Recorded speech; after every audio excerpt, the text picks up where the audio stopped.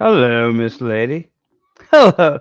Oh, there he is. What's going on, everyone? We like to play StreamYard tag, but listen, uh, we couldn't go a weekend without the PM and the AM show. And Mike, this is not the way we want to end things going into Easter. This is not the way. Again, Philadelphia sports in the whole has been daunting, unless you're a Union fan. But other than that, it has been daunting.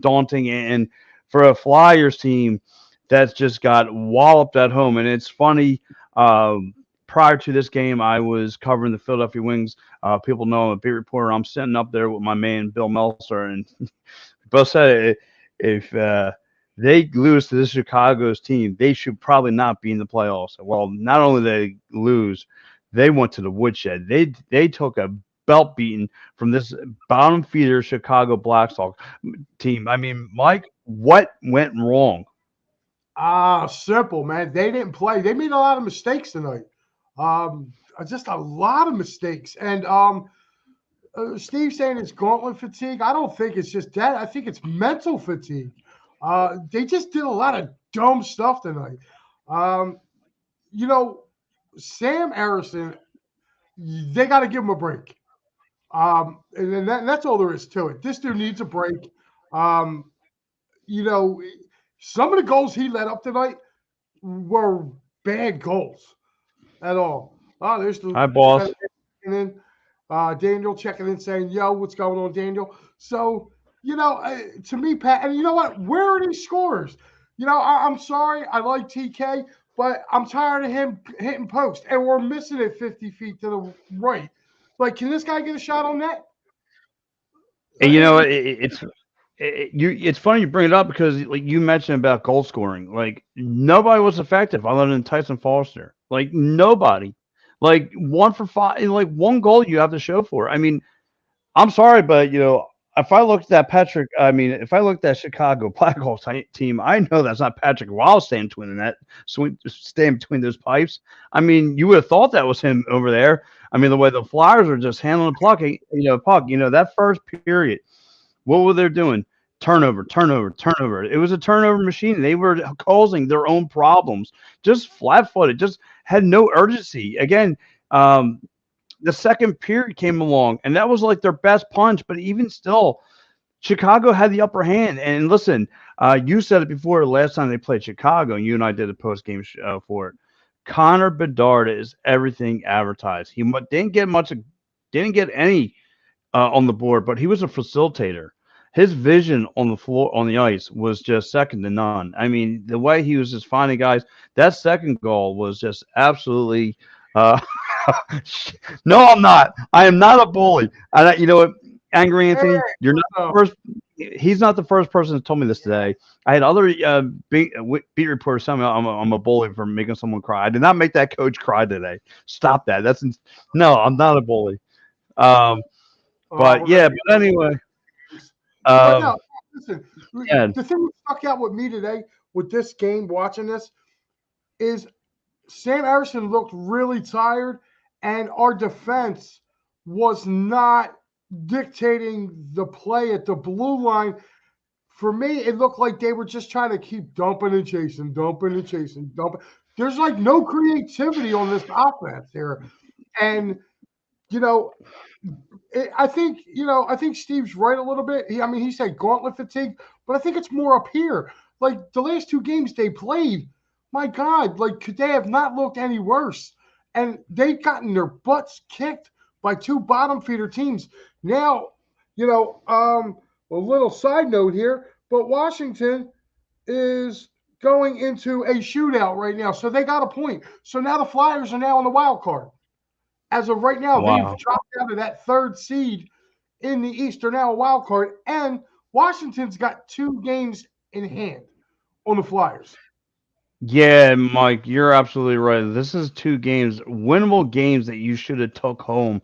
Instead, you gave them away. It's almost like this is what the end of the story here, and it's a shame because you looked at when I looked at the two teams on schedule, I said, "Oh, that's 2 weeks. That's 4 points. That's an automatic." And again, this is why we play the game. And of course, you mentioned about not being creative down the offensive zone. You mentioned about the defense kind of looking tired and all that. We mentioned Steve mentioned about the fatigue, and that's what it was. When your defense is cooked and not showing a lot of fight, you're going to leave your goaltender out to dry, and that's what Yeah, they did. they did. And I'll tell you what, like the goal by Foligno to put them up 3-1 after the Flyers had cut the lead, um, you know, that goal epitomized this whole game, man. It really did. Yeah, They stood around, they looked. Joel Farabee, I'm sorry, this dude, he got to go. He plays no defense, or every time you turn around and he's on the ice, he is always out of position, always. And again, he was out of position again. Foligno stands right there. A quick little pass to the set, to the slot. The Flyers have given up more goals to the slot over these last like 3 games than I've seen any other NHL team do. They got to start clamping down. And to be honest with you, there was only one defenseman tonight that was really throwing his body around, and that was Johnson. yes, yes. You And know? again, Johnson turned out to be like one of your better playmakers. And again, that's just an excuse if you're going to say this is fatigued. I mean, you guys are professional hockey players. There should be no rubber in your legs. You guys should be able to know to bounce back, especially like I said, know how to answer the bell. And like you said, though, they took a bunch of shots, but never made any of them. I mean, that was like I said, the most frustrating part about this whole deal. It's just that I saw tons of offensive pressure, especially in that second period. And yet Chicago walked out with 2 goals. And then on top of that, once they came to the third period, they unleashed hell on this team, and we had no answer. We didn't have anything. We just stood there and took it on the chin and did absolutely nothing. So that's frustrating to me. Yeah. There's just like, yeah, I'm sorry, Pat. Scotty Lawton, you got to give it to him. As much as we kill him on this show, me and you, and on our show on Sundays, we kill the guy. But at least the dude, he saw his team was dragging. He dropped the gloves. He dropped the gloves to get him going, and there was still no juice. Like they got a yes, little that's fired up after that. They got the goal from Forster, and then that was it. It was like they just went down. Now I'll tell you what, Morgan Frost had a couple chances. We did say Konechny also had a couple chances tonight, but still, Sam Erickson, you cannot give up 5 goals. Plain and simple. Next game, I think Fedorov should get the start against the Islanders. Throw the kid in and see what he's got. Hey, listen, and it's funny again. Me and Bill were talking about that. Is he going to get some AHL time? Let him get his feet wet, before he comes up to you got to feed him to the wolves now. I mean, you really don't have another option. Like you said, you have a goaltender. I know this is year one. I know that if NHL goaltenders take time and time for them to mature and really get into a zone, like a little few years in life. But you got to kind of feed this kid to the fire. Now, like I said, this goaltender, Sam Harrison, has pretty much been your starter throughout the course of the season now. And Felix Sandstrom has got some of the work, but it's been all Sam Harrison doing the bulk of the work here. But look, you look at the stats here. The Flyers out shooting the Blackhawks 31-24, especially in that third period. Every period they outshot them. Except for the first. Second one, they first period was 10-7. yeah, not first. Yeah, the Blackhawks had it first, but the second and third belonged to the Flyers, and nothing. Faceoffs belonged to the Flyers. Again, pound, the hits. Well, that belonged to Chicago, but still. Again, this should not have been this should have been a Flyers W, and it wasn't. That's what it comes down to. Again, just for Chicago to kind of know what you want to do with the puck, you're just leaving yourself wide open. They were creating plays on you. This was a scrimmage for them. They were moving the puck. They were moving the puck the way the Flyers should have been. I mean, this team has got that Chicago team has nothing to play for. For them to come in here and they beat you soundly here tonight. They got beat soundly. And if I'm John Tortorella, I'm taking that broken wrist that he's got and I'm flipping over tables. No, no, you nitwit. I am not a bully, Angry Anthony. I'm not a bully. Leave me alone. This man cried on his own, okay? And yeah, don't you worry about it. He said, "Who won?" Well, come on, Captain Obvious. If we're complaining about the Flyers losing, what do you think? But anyway, Chicago. 5-1 Chicago. Yeah, like I said, man, I sat back and I'm sitting here watching the game at the studio, and I'm racking my head around this because Forrester does take a nice shot, gets them back in within one, and it just seemed like they could not get out of their own way. It was like the Blackhawks were skating and the Flyers were skating in mud. Like they just Yeah, couldn't get out of their zone. Like this power play is abysmal. Abysmal. yes. Yeah, it's you. They can't do anything on power plays, and now all of a sudden they can't do anything on shorthanded plays either. Shorthanded goals like they were doing in the beginning of the season. And you mentioned just the world of a difference. Like I said, they came in here not only ate our cheesesteaks, but they slapped around the Flyers, and the Flyers should be embarrassed. The Flyers should get ready for Tuesday or whatever, and get ready to head in Buffalo and start and have some kind of mean streak. And like you said, they dropping the gloves. Scott Lofton tries to drop the gloves and send a message to the team. That didn't work. I thought after the Tyson Foster goal that would have woke up the team, and it didn't. It just the team just and maybe Steve's right. I mean, maybe there was some fatigue to it, and we're just overshadowing it. And it's maybe it may be the truth, but listen, that's just still not an excuse to me. You guys are Yeah, professional players. right. I mean, the Flyers' next game is Monday night. It's here. It's against the Islanders. Other than Islanders, and then The Tuesday. Islanders kind of reeling a little bit. Like the Flyers got 2 games next week. It's Monday and then Friday, so they do get a little bit of a break in between. The only issue is during that time frame, the Capitals actually got a few games in that stretch. So you have to hopefully hope that they take a loss. Again, the Capitals, like the Flyers, they play some inferior teams. Like they were playing Boston tonight. They went into overtime with Boston, and I believe I can let you know right now. I know you're not home. What do you live in a treehouse? Check your phone. I'm looking for the score here, and I don't see it. Oh, Bruins won in overtime. But the Capitals still get a very point, and now they tie even with the Flyers, but their head-to-head record against the Flyers, they're all even. But somehow Washington holds the tiebreaker, so them and the Flyers are going to be flip-flopping, and now the Flyers are going to be basically the wild card team right now, which in a way you kind of don't want that because right now they'll be right there where they're at. They would be facing Boston in the first round. So time to send Coots back to the bench. Time to send Coots back to the bench. It might be calling for. I mean, I love the guy, but lead it when he was sitting all last week. The Flyers were racking up points and looking really sharp against the Boston Bruins and Toronto Maple Leafs. Coots, I mean, Coots. No, it was the team failure night. Yeah, it was a team failure night, and not just him. I mean, a lot of guys just didn't show up. It wasn't just him. No, you're absolutely right. I can't just single out the captain of the team. I got to single out the entire team. I mean, all 4 lines were just whipped again, cementing their skates. It was horrible. I seen a lot of jump tonight, and like 3 Flyers, and the 3 Flyers I saw jump in tonight was Garnett Hathaway. He was jumping around. Yeah. Tyson Forrester was jumping around, and Johnson.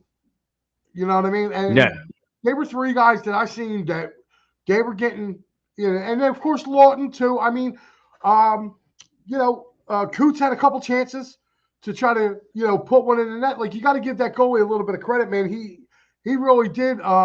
He made some decent saves. I mean, they weren't all tough, but. Mm-hmm. Yeah, like I said, like you mentioned, right? Let's go, through the periods, right? Let's go through that. But before we do that, Mike, what's some of the great ads that we have here on Edge Affiliate Sports? Well, guys, if you want to go down and see those Flyers take on the Islanders Monday night, go to sherrystickets.com. They have great prices, no hidden fees. What you see is what you're going to pay. And if you use our promo code EOP10, that's right, EOP10, you will save an additional 10% off your tickets. Again, guys, sherrystickets.com. If you want to, it's been family owned and operated since 1946. www.sherrystickets.com. Make sure you get over there. And guys, after watching that, and if your eyes hurt, and because we do this and it's a living, it's work, our eyes hurt after this. So when your eyes hurt from watching this Flyers team and we have to, sit here and discuss it, you got to call David Archerry and file a workers' comp case because, the Flyers hurt our eyes. So for workers' compensation, motor vehicle accidents, personal injury, and criminal law, guys, make sure you call 610-565-0300 or www.cherryinjurylaw.com and tell them the boys from EOP sent you over. And guys, I have to put this up. May 25th, save this date. Dolan's here in Delaware County. It is the Spring Classic, the Wiffle Ball. It's Wiffle Ball Mania. I happened to be there last year along with Big Al and Joey Sheeran. We were there last year. It was a great time. This year, again, Mickey Morandini returns back for another year, but we have a special guest besides Mick, his teammate, the Crucker. That's right, John Cruck will be in the house at Dolan's for Wiffle Ball Mania. So make sure you guys get down there. Save that date. Again, Saturday, May 25th. Myself, Big Al, you never know who else from EOP will be in the house.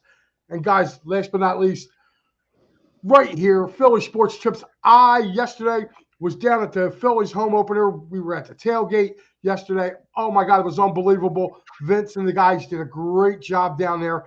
Guys, the Birds take over Brazil, as you see right here. Make sure you go in. And it's not just for them. They have union trips. They got Phillies trips. I'll tell you right now, the one I'm looking at right now, Baltimore. Okay, they got a bus trip down to Baltimore to see the Phillies play the Orioles, which could be a World Series matchup.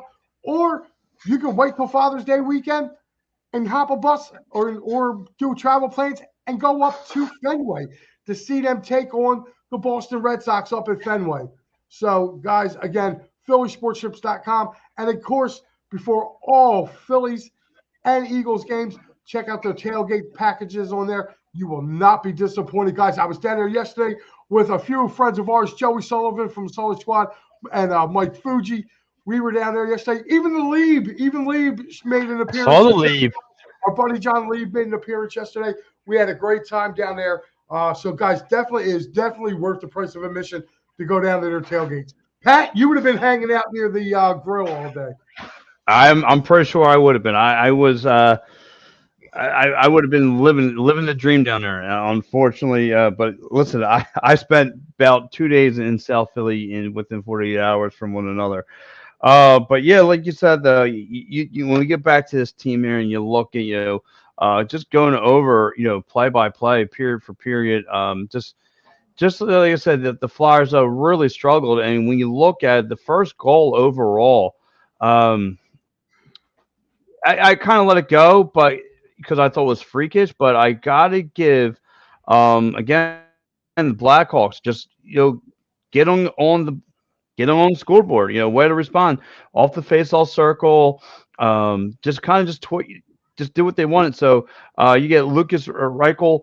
He gets that nice little wraparound goal. And then, of course, Philip, I don't want to butcher your name, but you get that nice little, he gets a little nice little, he gets a set up from Conor Bedard. That was a rifle. Like that goal and the Foligno goal, I don't hold against Eriksson because they were great shots. The other three I do. That first one, that Reinhardt, he stopped them the first time. Again, this was, this was our defense getting back late. If you see it, the defenseman, by the time his stick even touches him, he's already double tapping it to get it past Eriksson. Eriksson did make the initial save on that. He just had a chance to whack at it again and put it in. So, I mean, after one, Flyers are down 2-0.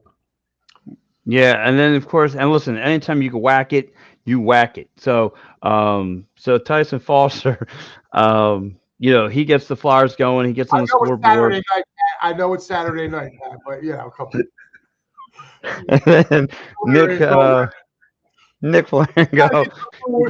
He's trying to get to the Blue Oyster really quick, guys. So just yes, let's get bear with me. Yeah, he got the nice little power play goal, and then of course the third period, Joe Anderson. He gets his goal, and then again it was just downhill from there for the Philadelphia Flyers, like you said. Mackenzie Entwistle. Hopefully I said it right. These guys, hockey players, got some great names. He scores at 14:33. He scores his fifth goal of the year. Patrick. I know he called me today. Oh, okay. Ryan was calling it. There you go. Oh, So that's how it would end up. Pat, I got to ask you, as much as we really don't like to do this, but you know we're going to is it time? It's time.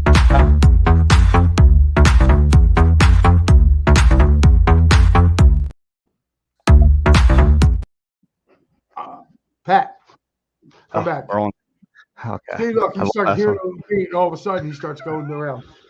Oh, In a 5-1 game, it's kind of hard to find three guys for the Flyers that had a good game. So, Pat, I'm going to throw it over to you. Who was your three stars for the Flyers? for the Flyers, yeah, I think you kind of mentioned them as you led up into the show. I'm going to go number 3. I want to go Eric Johnson. Just kind of being a playmaker. Actually, he would have got a goal if it went off Hathaway's jersey into the net. So I got to give him for, like I said, one of the few that actually showed up tonight. I'll give one Scotty Lofton. Just trying to set the tone, pick the fight. Just trying to get things going with this team. Obviously, it just unfortunately didn't pan out. And I'll go with Tyson Foster, just the only one who can found the back of the net. Apparently, the Chicago Blackhawks have Patrick Wild between the pipes. Unfortunately, I didn't know that, or Dominic Hasek. But yeah, he was the only one who found found the net. So I'll go. That's my 3 stars. Well, unfortunately, I mean, I hate to say that I agree with you, but the only difference I have between your 3 and mine, I have, again, Eric Johnson, 8 hits tonight. I felt like he threw his body around. He was my 3rd star for the Flyers.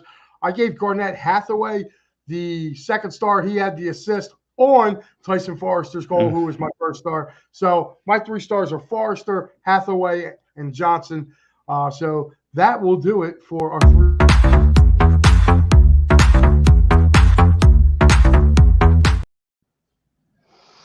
Yeah, so but like I said, other than that, but I mean, if you really want to go to overall, just only need 1 star, and that was Conor Bedard. I mean, he was just, like I said, everything advertised. I mean, just watching that kid and developing at this, like I said, he has the potential to become Rookie of the Year, and it's going to be really fun to watch him in growth in the NHL. And just my lord, I mean, I forgot who it was, but me and somebody were talking about how franchises, it was me and Matty B, how franchises just don't miss a beat on diamonds in the rough. And you go from Patrick Kane to Conor Bedard. It's just, there's no drop off. Like us, we go from Eric Lindros to Drew. No, hold on. Keith Primo, dude.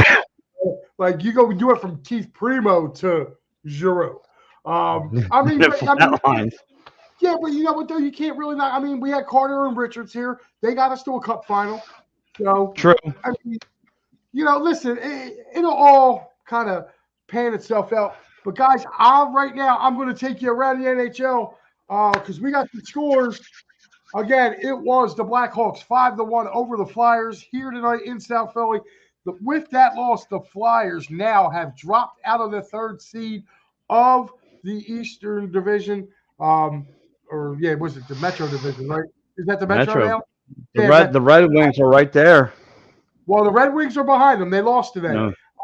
But we're going to get into that. Right now, in the 3rd period, it is the San Jose Sharks 3-0 over the St. Louis Blues. That's the only game that's going on right now, folks, because the Kings and the Flames, they're about to kick off. Or they're just on their way. And so is the Stars and the Kraken. They're just on their way as well. These are all finals from earlier. We had the Toronto Maple Leafs shutting out the Buffalo Sabres 3-0. It was also the Carolina Hurricanes shutting out the Montreal Canadiens 3-0. It was the Tampa Bay. They got themselves a playoff spot. Yeah. Big clinch. The Tampa Bay Lightning beat the New York Islanders 4-1. So that gives the Flyers.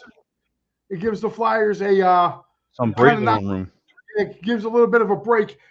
Therefore, I mentioned the Boston Bruins go into Washington and win, but they win in a shootout tonight.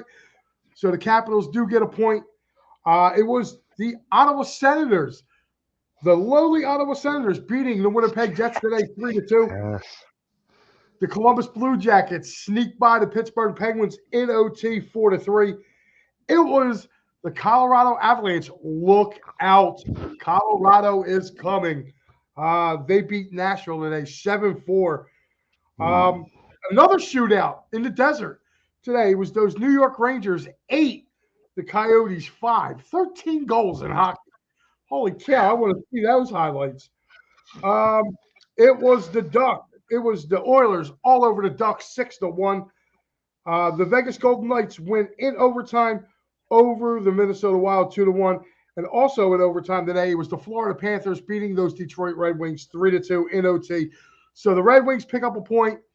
And the Capitals also pick up a point. Flyers still ahead of the Red Wings for right now. So again, we got to move on to Monday night. Monday night has to be a better game for this Flyers team. They got to come out. They got to do what they got to come out with a sense of urgency and literally take, they got to take it to those Islanders. The Islanders are reeling right now. So if we look at the updated playoff standings, hold on, let me make sure. Actually, no, it says here the Flyers are still in. Yeah, they're holding down the 8th seed. I mean, you're still in, but I mean, you control your destiny. The Flyers control their destiny. They have to start getting the wins. I'm looking at the updated standings right now. Washington is the second wild card, so they have the exact same record as the Flyers. They are right. They're at 8-2 apiece. Yeah, but they have 2 less losses.